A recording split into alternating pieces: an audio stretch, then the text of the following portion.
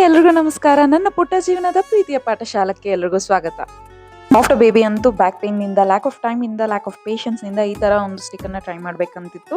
So ನಿಮಗೂ ಸಹ ಈ ಥರ ಟ್ರೈ ಮಾಡಬೇಕು ಅಂತಿದ್ದಿದ್ರೆ ಯಾವುದಾದ್ರೂ ಜಾತ್ರೆಯಲ್ಲಿ ನೋಡಿ ಈ ವಿಡಿಯೋ ನಿಮ್ಗೆ ಆಲ್ರೆಡಿ ಯೂಸ್ ಮಾಡಿ ವಾಶ್ ಮಾಡಿದೆ and still it's sticking to our skin.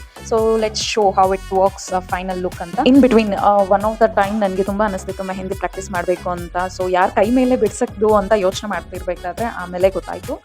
Take a bunch of A4 sheets if you are really interested in learning and ನಿಮ್ಮ ಕೈನ A4 ಶೀಟ್ ಮೇಲೆ ಡ್ರಾ ಮಾಡಿ ದಿನಕ್ಕೆ ಎಷ್ಟು ಡಿಸೈನ್ಸ್ ಬೇಕೋ ಅಷ್ಟು ಡಿಸೈನ್ಸ್ನ ಬಿಡಿಸಿ ನೀವು ಪ್ರಾಕ್ಟೀಸ್ ಮಾಡಿ ವಿತೌಟ್ ಎನಿ ಡಿಪೆಂಡೆನ್ಸಿ ನಮ್ಮ ಒಂದು ಸ್ಕಿಲ್ಸ್ ನಮ್ಮ ಒಂದು ಡಿಸೈರ್ಸ್ನ ಅಚೀವ್ ಸಹ ಮಾಡ್ಕೋಬೋದು. ಹೀಗೆ ನಮ್ಮ ಸ್ಕಿಲ್ಸ್ ನಮ್ಮ ಟ್ಯಾಲೆಂಟ್ಸ್ಗೆ ಇನ್ನೊಬ್ಬರ ಮೇಲೆ ಡಿಪೆಂಡ್ ಆಗದೆ ಬಿ ಇಂಡಿಪೆಂಡೆಂಟ್ ಅಂತ ಹೇಳ್ತಾ. ಸೊ ಫೈನಲ್ ಲುಕ್ ಇಲ್ಲಿದೆ. ತುಂಬ ಮೆಹಂದಿ ಸ್ಟಿಕ್ಕರ್ಗೆ ಇತ್ತು ಆ್ಯಂಡ್ ಕಂಪ್ಲೀಟ್ ಮೆಹಂದಿ ಫಿನಿಶಿಂಗ್ ನನಗೆ ಕಾಣಿಸ್ತಿರ್ಲಿಲ್ಲ. ಸೊ ನಾಟ್ ದ್ಯಾಟ್ ಗ್ರೇಟ್ ಅನಿಸ್ತು.